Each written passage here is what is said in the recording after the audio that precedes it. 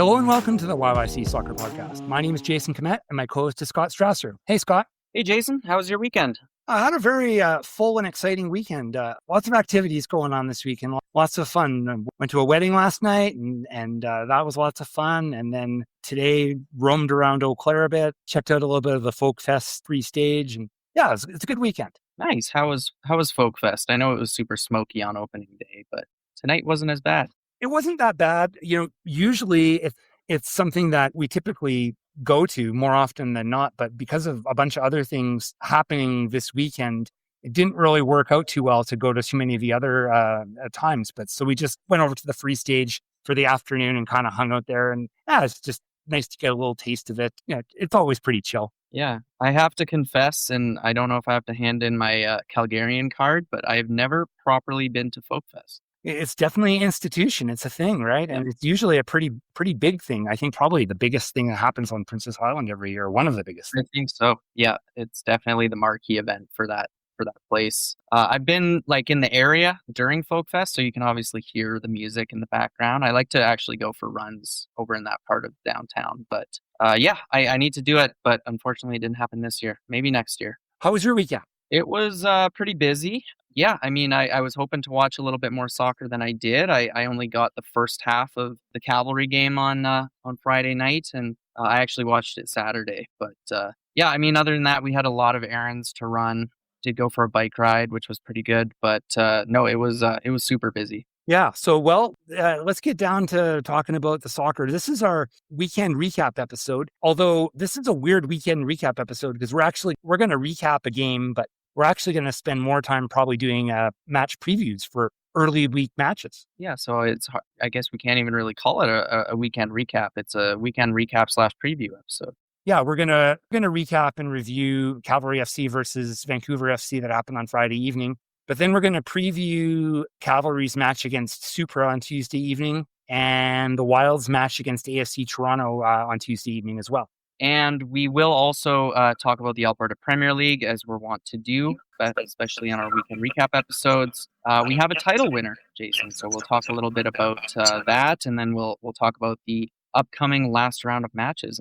Yeah, it's almost at the end here. So, but let's start off with Cavalry FC and the match on Friday evening. I'm James McGlinchey. This is the YYC Soccer Podcast. So it finally happened, Jason. After 16 games, Vancouver FC, in the midst of a hot streak, finally got their win against Cavalry FC. It's taken, 4 years that this club has been in the CPL, and Cavalry has always had their number, or at the very least, been able to manage a draw against the Eagles. But this time, under Martin Nash, Vancouver FC got it done. They beat Cavalry 1-0 out in Langley. These streaks can't go on forever, so it had to end sometimes. And it did seem like Vancouver they've been playing probably as well as they've ever played right now. So I guess it kind of makes sense that this could be a time where the streak could end. And, Cavalry had chances right up into the end to get some points. But it was one of those matches where it just didn't seem like it wasn't coming together somehow. Well, I think we have to mention the red card, right? Late in the first half, Eric Kobza was sent off for a second yellow for an elbow in the face on a Vancouver FC player. And with down a man, I don't know. I have to confess, I only managed to watch the first half and then relied on the highlights for the second half. But second half, it seemed like Vancouver FC had the bulk of chances. And they got their goal. I think it was Lise Mousset, their big number 9, putting the ball in after someone else had hit the crossbar. So bundling home the rebound after a decent attempt. But no, I think the Eagles deserved the 3 points. Nate Ingham was called to serve as many times. He had to make a couple of really good saves to kind of keep the score from being more than 1-0.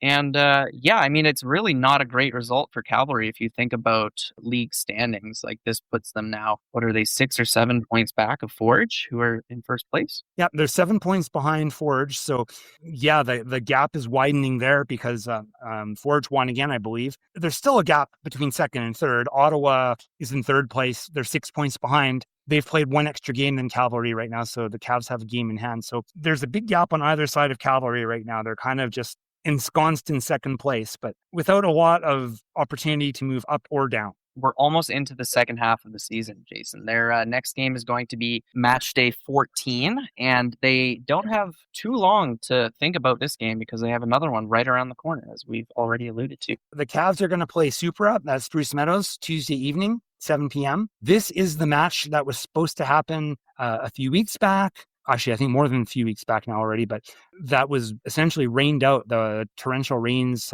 prevented that game from happening. I know, Scott, you were there waiting for the game to happen, and it never came together. Yeah, that was June 28th date, I remember, because that was the same day that Canada beat South Africa in the round of 32. And yes, Spruce Meadows had hosted a watch party for that game that you could get into for free if you had a Cavalry game ticket afterward, and my whole family went. It was a great time. However, yeah, we then waited around for a couple of hours before it was confirmed that the conditions outside were just not playable, and they really weren't.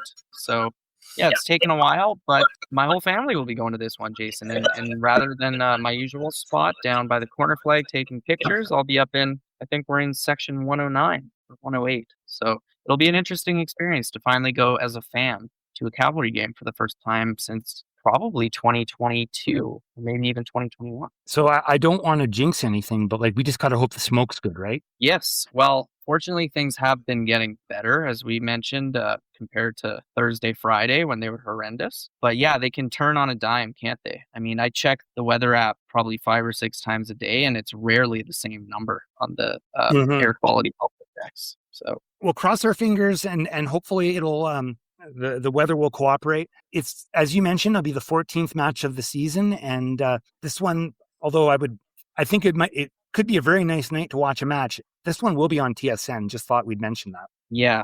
Always good to see when TSN is broadcasting Cavalry games. And I don't think we've mentioned the opponent, Jason, but it's Supra who are coming to town, and this will be the first time that they'll play at Spruce Meadows. It'll be fun to see them. I like the concept of what they're trying to do, although it seems like they've hit a bit of a rough patch after kind of having a bit of a brighter start. Yeah, they're in 6th place at the moment, 14 points from 12 games. Only one previous game against Cavalry, and that was a while ago, back in May, when Cavalry won it 1-0. I was looking at their recent run of form, and while they are coming off of a win, their last game was a 3-2 victory over Wanderers. That was preceded by a pretty heavy defeat to Vancouver FC, 5-1. So they've actually been pretty leaky defensively. They've conceded 7 goals in their last 2 games. Their game before that was their 3-1 win over Ottawa in the quarterfinals of the Canadian Championship. But before that, they had lost to Forge and Ottawa and drawn Pacific. So yeah, I mean, they haven't been terrible by any means, but from what I have seen, I agree with you that in the first weeks of the season, they look like they could really hold their own in the CPL. But as of late, they've definitely appeared to be more of a bottom half of the table kind of team. We've been talking all year about how Cavalry has kept a very consistent lineup. Like the 18 players they dress and the 11 players they start have labgely remained the same. But Cavs are going to be forced to make 2 changes in this matches due to disciplinary reasons. Yeah, I believe, Kobza will miss the game as a result of his sending off in the Vancouver match. But Harry Payton is also going to miss the match due to yellow card accumulation. Yeah, so those are 2 players and that are playing in the midfield that will not be available for this match. And we also are having, I think this is going to be pretty much one of the fastest turnarounds the team has had to have, playing from Friday to Tuesday. So there might be a bit of fatigue already on board there. So we're going to see some squad rotations, some because we have to, and we might see some because of the fatigue factor potentially. Yeah, and you actually speculated that we might finally see Maël Henry play for Cavalry this year. I just think that we don't really know too much about the injury. We know he's played for Cavalry 2 several times over the last while, but I think if there's ever a chance for him to be in the 18, it'll be this weekend, because it seems likely that we could see in the midfield, Michael Baldissimo starting, and I think, Nico Maroniak might have a good chance to start, and Max Peepgrass is probably going to get the call and dress. But yeah, I just think it could be an ideal opportunity if Maël Henry is healthy and there's plans, for him to be part of this team. I think this would be as good a chance as any to get him into the 18 at least. And it'd be cool to see him play Supra right? Like Mile Henry is Quebecois. I think he's the only player from Quebec on Cavalry's roster, and yeah, it would be neat to see him take on a bunch of players he's probably very familiar with, and maybe he could help with any needed translation. I don't know if Supra speaks French during their matches, Jason. I would assume so, but Cavalry's only other French-speaking player, I believe, is Bradley Campbell-Thewo. So it would be good to have more than one on the pitch if they need to translate. Yeah, that'd be cool. Yeah, so match on Tuesday night, and then we'll be at the halfway point, and I'm pretty confident no matter what happens in this match, though, Cavalry will be in second place. I think that is a fair assumption. If you're able to take a bet out on that, yeah, cash your bets. Yeah.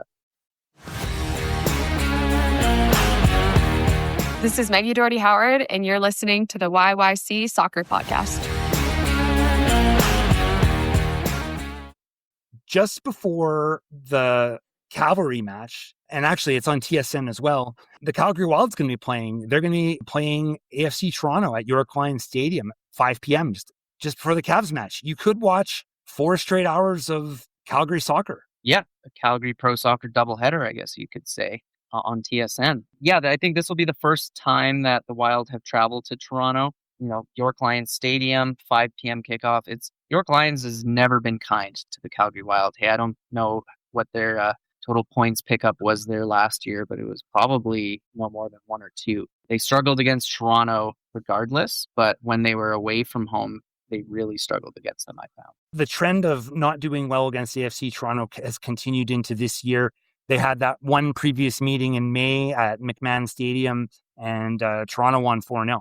Yeah, Toronto is pretty strong. Last year, remember, they were pretty dominant in the Northern Super League, finishing in first place. They're not doing as well this time around, but they're still in third, 18 points from 12 games. And you have to assume that they're going to be feeling confident playing against a team that only has 2 points from their 12 games. For sure. And it's always worth mentioning, I guess, that Kaylee Hunter, one of the brightest young players to come out of Calgary in recent times, she'll be playing for AFC Toronto. I don't think she's had quite as prolific a season this year as she did last year, but I believe she's still managed to do a bit of scoring this year.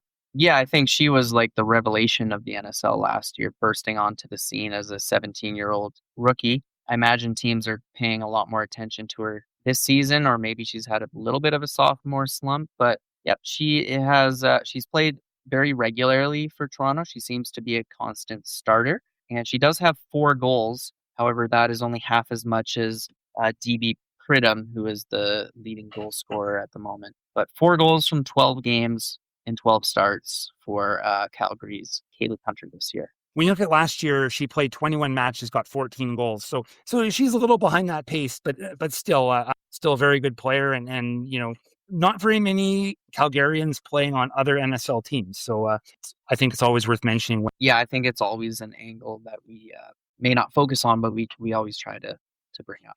At this point, we're still expecting more signings to happen for the Calgary Wild, and none have been announced as we record this since the last time we recorded until the time we're recording right now, which is Sunday evening. But who knows? Maybe another player will be signed in advance of this match. But yeah, the rebuild continues, I guess, or begins rather. Yeah. This is Kennedy Kirash, and you're listening to the YYC Soccer Podcast. All right, it's time to talk some Alberta Premier League, and I guess the best place to start would be to talk about the women's division, because we have a women's division champion. Yeah, Calgary Wild U23s, that is, having a much better season performance-wise and results-wise than the senior team. All they needed from their game against Rangers was 3 points to clinch first place with one last round remaining, and they did so emphatically, winning 8-0. Yeah, massive win. Wild U23 goals were Mai Emberley got 2, Jordan McQueen got 2, and then singles from Shaden El-Assad, OJ Tabo, Keelan Stewart, and Jada Jones. Yep, and we saw Keelan Stewart, I think, would this have been her first game for the U23s this season? I think so. I'm pretty sure that's the case. She played 45 minutes and scored a goal, so I guess just to get a bit of a run out. It's funny though, Scott, because I saw some pictures on Instagram of the team. It's a team photo with all of them wearing their medals, but Keelan Stewart didn't have a medal. So I'm presuming that maybe she didn't play enough matches or something to qualify to get a medal. But it's kind of an interesting photo. It's all of them lined up as in a team photo, all wearing a medal, but Keelan doesn't have a medal. So kind of felt a little bad for him, that picture. Yeah, but I know there's usually a minimum threshold. You have to play a certain number of games to get a winner's medal. I know they have that for World Cups too, I think. But so congratulations to the Wild U23. I think, Jason, did we confirm, would they not be eligible to play in the Canadian Championship? We have not gotten confirmation from Alberta Soccer, but I think that the way it's been explained to us with Cavalry 2, Cavalry is entered into the Canadian Championship as their senior side, and Cavalry 2 is essentially part of the same club. So even if they qualified, they got first place in the APL, they would not be eligible to take that spot. I think it's probably reasonable to assume that the same would be the case for Wild U23. I will try and get clarification on that, but my expectation is they get the trophy, they get the gold medals, but they won't be in the Canadian Championship next year representing Alberta. It's most likely going to be whoever gets second place. And speaking of, I guess that's a good way to lead into our next match, which is between Blizzard and Villains. Blizzard won this one 4-2 with goals from Sarah Donick, Bryn Mortensen, Addison White, and Hillary Ogoki, while Villains' 2 goals came from Isabelle Lachance and Darian Pluhator. Blizzard are in the driver's seat for second place, and we'll explain that a bit more in just a sec. But let's talk about the third match in the women's division that would be relevant regarding that second place race, and that's St. Albert Impact versus Foothills in St. Albert. Yeah, this was a 1-1 draw. Foothills' only goal coming from Julie Randall. And this was pretty significant, Jason, because those 2 dropped points put Foothills 3 points back of Blizzard, who are in second place with 27 points, with just 1 game remaining. If we're looking at the second place race, it's pretty straightforward from what I can tell. Both teams, their final match of the season is Tuesday night at Macron. Then Blizzard plays Foothills. And if Blizzard win or Blizzard draw, they get second place. But if Foothills wins, I'm presuming the tiebreaker is head-to-head. So if Foothills wins, they would get second place because they would have won both head-to-head matches this year. So I think it seems pretty straightforward on what's needed. But if the tiebreaker isn't head-to-head and is rather goal differential, do you know who would finish second if they finish equal on points? Blizzard's goal differential is plus 16 and Foothills' goal differential is plus 11. It seems quite likely that if it comes down to goal differential, Blizzard have it. And they play each other Tuesday. So Tuesday's shaped up to be quite the game for Calgary soccer, hasn't it? Definitely. My name is Mo Gander, and you're listening to the YYC Soccer Podcast.